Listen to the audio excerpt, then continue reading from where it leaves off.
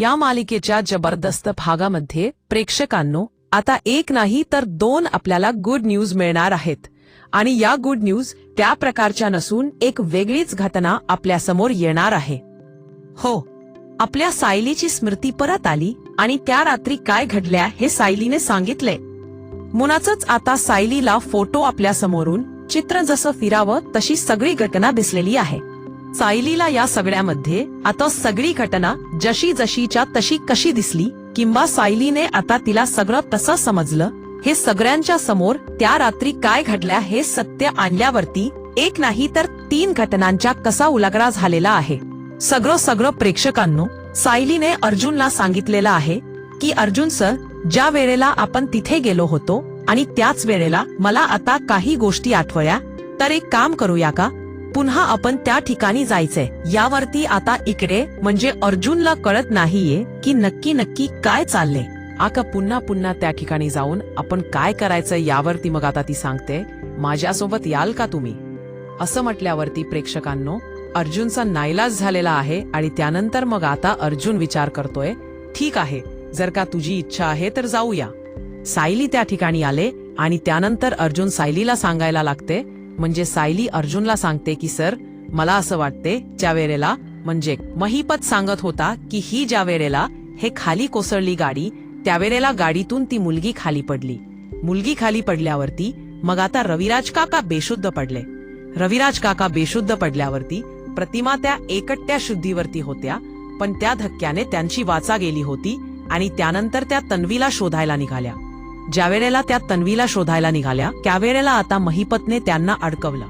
महिपतने अडकवून त्यांच्यावरती वार केला. जेव्हा महिपतने त्यांच्यावरती अडकवून वार केला आणि त्यावेळेला ते दृश्य मला कसं माहिती. अर्जुन म्हणतो, तुला माहिती असण्याची शक्यताच नाहीये. सायली सांगते, मला माहिती आहे आणि हे दृश्य एका साईडला बसून कोणीतरी मुलगी बघते असं मला दिसते. यावरती अर्जुन म्हणतो, सायली, तू काल सगळं ऐकलंस ना आणि त्याच्यामुळे तुला आता असं वाटत आहे. सायली म्हणते, नाही अर्जुन सर, तुम्हाला मी सांगते ना की मी काल हे सगळं ऐकलं म्हणून नाही, तर आता मी सत्य बघितल्यावर असं मला समोरासमोर येते. यावरती अर्जुन आता विचार करतोय, नक्की सायलीच्या डोक्यात काय चाललं नाही किंवा तिला काय वाटत नाही, ही गोष्ट आता जाणून घ्यायलाच पाहिजे. आणि मग अर्जुन सांगतोय, ठीक आहे, तू मला एक गोष्ट सांग की तुला काय आठवले. सायली सांगते की तिकडून ओळ म्हणजे तिकडून खाली गेल्यानंतर किंवा त्या दरीमधून कोसळल्यानंतर ती मुलगी हळूहळू रडत आई आई म्हणत तिकडून चालली होती.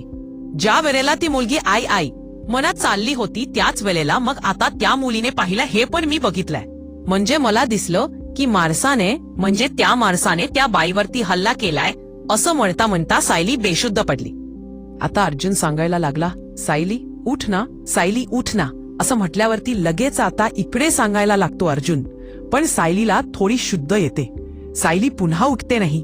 अर्जुन सर, हे मला का दिसेल, मला तुमची ते सत्य सांगा. आणि त्यावरती आता इकडे अर्जुन सांगतोय की तुला हे दिसतंय कारण खरं तर तुला या सगळ्यामध्ये आता तू त्या ठिकाणी वावरतेस असं वाटतंय ना, म्हणजे तू ते ऐकलंस ना काळ.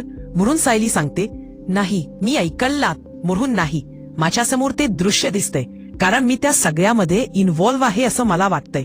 मला असं वाटतंय काहीतरी माझ्यासोबत गडबड होत आहे. असं म्हटल्यावरती मग आता अर्जुन म्हणतो, ठीक आहे, तुला जर का तसं वाटतंय तर तसं पण आपण या सगळ्याचा सोक्षमोक्ष लावूया. पण ती सांगते की पण अर्जुन सर, कसा सोक्षमोक्ष लावणार. अर्जुन म्हणतो, एक काम करूया का, आता जी गोष्ट माहिती नाहीये त्या गोष्टीच्या बद्दल मी तुला काही विचारू, म्हणजे काल जे काही तू ऐकलंस त्याच्या व्यतिरिक्त जर काही तुला मी विचारलं तर तू मला सांगू शकशील. यावरती सायली म्हणते, मला माहित नाहीये की मी 100% तुम्हाला ते सांगू शकेन की नाही, पण मी नक्कीच प्रयत्न करेन. असं म्हटल्यावर ती मग आता अर्जुन तिला विचारायला लागलाय. अर्जुन विचारतो की बघ, काल जे महिपतने सांगितलं नाही त्याच्यापैकी मी तुला एक विचारतो. ती गोष्ट म्हणे अशी की तू मला एक गोष्ट सांग की ज्या वेळेला आता इकडे ती मुलगी खाली पडली आणि त्यानंतर मग पुढे काय झाला, ती मुलगी कुठे गेली, ते तुला काही आठवत आहे का. त्यावरती मग आता सायली थोडासा प्रेक्षकांनो विचार करायला लागते आणि त्यानंतर मग आता लगेच सायली सांगते, हो, त्यानंतर मग ती मुलगी रडत गेली होती. ती म्हणे लगेच आता मंदिराच्या दिशेने. यावरती आता मात्र अर्जुनला प्रेक्षकांनो विश्वास ठेवण्या वाचून कोणता पर्याय राहिलाच नाहीये. अर्जुन म्हणतो, मंदिरामध्ये कोणत्या मंदिरामध्ये? यावरती लगेचच आता इकडे ती सांगते तिथल्या मंदिरामध्ये. अर्जुन म्हणतो, गाग, पण त्या मंदिरात तू गेली होतीस. सायली हे वाक्य बोलता बोलता अचानकपणे ती आता खाली कोसळली. सायली खाली कोसळल्यावरती मग आता अर्जुन तिकडे गेलेला आहे आणि अर्जुन तिला उठवण्याचं काम करतोय. अर्जुन ज्या वेळेला सायलीला उठवण्याचं काम करतोय आणि त्या वेळेला सायली मात्र या सगळ्यामध्ये आता बेशुद्ध आहे. तिला घरी आणल्यावर ती सायलीची अवस्था बघून आता खूपच पॅनिक झालेली आहे. ती म्हणजे कल्पना. कल्पना या सगळ्यामध्ये आता खूप पॅनिक झाले आणि कल्पना अर्जुनला सांगते, अर्जुन काय झाल्या? तिला बोल ना. अर्जुन, माझ्या जीवात जीव लागत नाहीये, तू बोल, मला काहीच करत नाहीये. काय झाल्या? बोल लवकर. अर्जुन बोलतो आणि तिला घरात आणतो. त्या वेळेला आता इकडे सायली उठून बसते आणि सायलीला अर्जुन सांगतो, तू जे काही बोललीस ते परत सांग. सायली आता प्रेक्षकांनो सांगायला लागते की काय काय प्रकार घडला. इकडे आता प्रेक्षकांनो रविराज घरी आलेले आहेत. ज्या वेळेला रविराजांना ज्या वेळेला सगळं सत्य समजलेलं आहे त्या वेळेला मग आता रविराज खूपच पॅनिक झालेले आहेत. रविराज विचार करता येत नाही, काही झालं तरी सुद्धा हे सत्य आहे. जे काही आहे ना ते काहीतरी वेगळंच आहे असं म्हटल्यावरती मग आता लगेचच रविराज सांगतात की मला काय वाटतं माहिती, मला सायली सोबत बोलायचं आहे. तिने हे सगळं जे सांगितलंय की तिकडून ती मुलगी बाहेर पडली आणि ती मुलगी बाहेर पडल्यानंतर मग आता इकडे ती कुठे गेली हे सायलीला तसं माहिती आणि आपल्याला तर समजलं की त्यानंतर तन्वी आता दुसरीकडे गेली होती. मग हे काय आहे? हे काहीतरी कोड आहे, जे कोड माझ्या उलगडण्याच्या पलीकडचं आहे आणि ते मला उलगडायलाच पाहिजे. काहीही झालं तरी सुद्धा या सत्याचा शोध जोपर्यंत लागत नाही तोपर्यंत मला आता चैन पडणार नाही असं म्हणत रविराज सायलीला भेटायला निघतात. तोपर्यंत मग आता इकडे सायली आलेली आहे आणि रविराज काका, त्या दिवशी जे काही घडलं ते खरं जे काही आठवलं ते मी तुम्हाला सांगते. ज्यावेळा ती मुलगी खाली पडली त्यावेळा तुम्ही बेशुद्ध पडल्या होतात. त्यावेळा ती मुलगी आपल्या आई म्हणत चाललेली आहे आणि त्यानंतर तिला तिची आई एका ठिकाणी दिसलेली आहे. ज्या वेळेला तिला तिची आई दिसली त्यावेळेला ती मुलगी त्या दिशेने चाललेली आहे, पण त्यावेळेला तिने पाहिलं की एक पाठमोरा माणूस तिकडे आहे. पाठमोरा माणूस आपल्या आईवरती झळत्या लाकडाने वार करत आहे आणि त्यामुळे ती मुलगी घाबरली. तिच्या तोंडातून काही शब्द फुटले आणि त्याच वेळेला ती मुलगी तिच्या सगळ्या आवाज वगैरे विसरून गेली, तिच्या सगळ्या सत्य विसरून गेली आणि त्यानंतर ती तिकडून निघाली आणि ती मंदिरात गेली. मंदिरात गेल्यानंतर मग त्या मुलीला आता काही आठवत नाहीये, म्हणजे इथपर्यंत मला आठवत नाही असं म्हटल्यावर ती रविराजला सांगते, अगं सायली असं काय करतेस? खरं सांगायचं तर आता म्हणजे तन्वी मंदिरात गेलीच नव्हती ना असं म्हटल्यावरती ते म्हणतात, ती तर एका बाईला सापडली होती. यावरती मग आता लगेचच इकडे कल्पना सांगायला लागते, पण ती म्हणतच नाहीये की ती तन्वी होती. म्हणून यावरती रविराज म्हणतात, मला तर काही कळलंच नाहीये, हे सगळं ती कसं काय सांगू शकते. मला असं वाटतं की आपण ना एक काम करूया, आपण या सगळ्यामध्ये आता लवकरात लवकर ज्या ठिकाणी ती गेली होती त्या ठिकाणच्या जर का आता पुजारी किंवा दुसरं कुणाला याच्याबद्दल काही माहिती असेल तर विचारूया का. ज्या मंदिरामध्ये त्यावरती कल्पना म्हणते, अहो पण त्या मंदिरामध्ये तर आता सायली भेटली होती ना मधू भाऊंना. आता मात्र रविराजांना काहीच लिंक लागत नाहीये. ते आता विचार करतायत आणि याच्या डोक्यामध्ये एक अचानक प्रश्न शाळेला आहे की हे जर का खरं असेल तर आपण जो विचार करतोय तो खरा आहे का. आणि मग रविराज म्हणतात, कल्पना वहिनी ठीक आहे, मी बघतो काय करायचं ते. आणि असं म्हणतात रविराज तिकडून तडक निघालेले आहेत. आणि मग आता प्रेक्षकांनो डायरेक्ट एक टर्न आणि ट्विस्ट मालिकेमध्ये आलेला आहे. मालिकेमध्ये आता खूप मोठा टर्न आणि ट्विस्ट आलाय. त्यामध्ये आता एक गोष्ट अशी घडलेली आहे की रविराजांनी आता खूप मोठा योजना, रविराज प्रेक्षकांनो घरी आलेले आहेत आणि रविराजांनी आपल्या बायकोला सांगितलंय काय नक्की खरं आहे ते. आणि रविराज म्हणतात, हा जो काही प्रकार घडलाय याच्यानंतर मग आता म्हणजे मला असं वाटतंय की सायलीला हे सगळं आठवतते.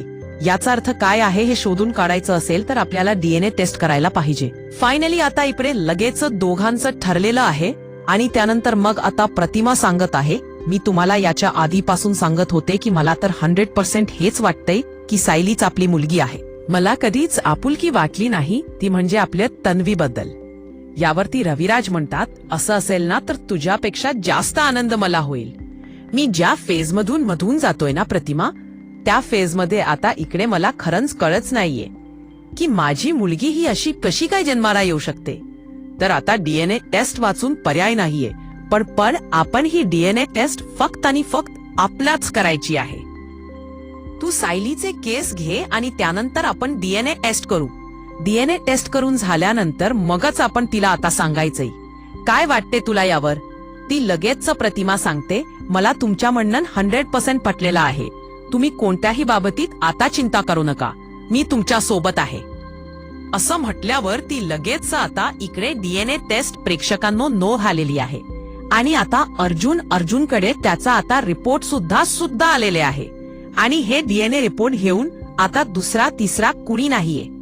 तर आता आलेले आहेत स्वतः पोलीस आणि ते सांगतात की अर्जुन सुभेदार, तुम्हा रविराज सरांनी जे काही रिपोर्ट केले त्या रिपोर्टचं तुमच्याकडे घेऊन आलेलो आहे. असं म्हटल्यावरती मग आता प्रेक्षकांनो इकडे आता अर्जुनला खूपच आनंद झालेला आहे, ज्या वेळेला त्याला आता सत्य समजलेलं आहे. अर्जुन आता सांगतोय काय आहे त्या रिपोर्टमध्ये आणि त्यावेळेला रिपोर्ट पॉझिटिव्ह आहेत हे समजल्यावरती मग मात्र खूप मोठा धक्का आता बसलेला आहे अर्जुनला. आणि त्यावरती आता इकडे लगेचच अर्जुन ते पाहतो आणि रविराज काकांनी किती मोठा आता इकडे हा सगळा केलाय. म्हणजे आपल्याला न सांगता त्यांनी आता सायलीला न्याय मिळवून दिलेला आहे. त्यानंतर चैतन्य म्हणतो, त्या दिवशी ज्या प्रकारे सायली वहिनी जे काही बोलत होत्या ना, त्याच्यामुळे मला सुद्धा असंच वाटलं की खरं सायली वहिनीच आहेत. एका वेळेला मला असंच वाटले की त्या खरं तन्वी आहेत. आणि आज तर हे शेवटी सिद्ध झालेलं आहे. खरं अर्जुन आता इकडे रविराज काकांनी खूपच मोठं काम केलेलं आहे, जे म्हणजे सायली वहिनीला न्याय मिळवून दिलाय. मला या सगळ्यामध्ये इकडे सायलीपर्यंत हे सत्य पोहोचवायला प्रेक्षकांनो मग आता अर्जुनने सगळ्यांना घरी बोलावलेलं आहे. ज्या वेळेला अर्जुन आता सगळ्यांना घरी बोलतो आणि त्यानंतर अर्जुनने सांगितले की हे रविराज काकांनी काढलेले रिपोर्ट यावरती सायलीला कळच नाहीये. आणि त्यानंतर मग आता सायली म्हणते, म्हणजे मला नाही कळलं काय म्हणताय तुम्ही. त्यावरती अर्जुन आता सांगतोय, रविराज काकांना डाऊट होता सायली की तूच त्यांची मुलगी आहेस. म्हणजे ज्या वेळेला तुला ते सगळं सत्य आठवलं ना, त्याच वेळेला त्यांनी मला सांगितलं की आता मी डीएनए टेस्ट केले. मला खरंच तोपर्यंत काहीच माहिती नव्हतं आणि आजच मला कळलं की ते रिपोर्ट पॉझिटिव्ह आलेत. तूच त्यांची मुलगी आहेस. सायलीला तर काही कळायलाच मार्ग नाहीये. तिला तर गरगरायला लागले आणि ती विचार करते कसं शक्य आहे हे, मी त्यांची मुलगी कशी काय. यावरती अर्जुन ते रिपोर्ट दाखवतो, हे रिपोर्ट बघ, त्यांनी आता तुझ्या नकळत प्रतिमा आत्यांनी तुझे आता केस घेतले होते आणि त्यानंतर मग आता केस घेतल्यानंतर त्यांनी ते केस आता डीएनए सॅम्पलसाठी साठी दिले होते. डीएनए सॅम्पलसाठी साठी आता इकडे ज्या वेळेला केस दिले आणि त्याच वेळेला त्यांना समजलं आणि त्या वेळेला त्यांनी आता हे सगळं केलेलं आहे आणि तूच त्यांची मुलगी आहेस. अजूनही सायलीला विश्वास बसत नाहीये आणि ती म्हणते कसं त्यांना वाटलं. यावरती अर्जुन सांगायला लागतोय की त्यांना असं वाटलं कारण आता तू त्यांचीच मुलगी आहेस हे सत्यसिद्ध त्यांना करायचं होतं आणि तुला आता या सगळ्यामध्ये जे काही आठवतंय ते फक्त त्या घटनास्थळी असणाऱ्या लोकांनाच किंवा त्याच मुलीला आठवू शकतं असं त्यांना वाटलं. म्हणून त्यांनी आता तुला ते केलेलं आहे असं म्हटल्यावरती सायलीच्या हातात रिपोर्ट आलेत. सायलीला सगळं सत्य समजलेलं आहे प्रेक्षकांनो. आणि त्यानंतर अर्जुन आता ते रिपोर्ट हातात घेऊन दाखवतोय. सायली विचारचक करत बसलेली आहे की मी कशी त्यांची मुलगी, आणि खरंच म्हणजे त्यांची मुलगी मी असूच शकते कारण मला हे सत्य कसं काय आठवलं. आणि म्हणून आता या सत्याचा शोध घेण्याचं सायली सांगते, एक काम करूया का, म्हणजे आता मला एकदम म्हणजे हे तर आनंद झालेला आहे पण आनंदापेक्षा आता भीती वाटते की जर का मी या सगळ्यामध्ये आता परत एकदा गोत्यात आले तर किंवा परत हे खोटं असेल तर मला वाटतंय मी एकदा मधुभाऊंची भेट घेते. मधुभाऊंची भेट घेऊन मग आता मधुभाऊंना मी विचारते ते मला सांगतील काय सत्य. अजूनही सायलीला विश्वास नाहीये म्हणून तिने मधुभाऊंची भेट घ्यायचे प्रेक्षकांनी ठरवलेले आहे. आता मधुभाऊ सायलीला या सगळ्यामध्ये तू त्यांची मुलगी आहेस हे सत्य सांगणार का पाहणं फारच रंजक ठरणार आहे.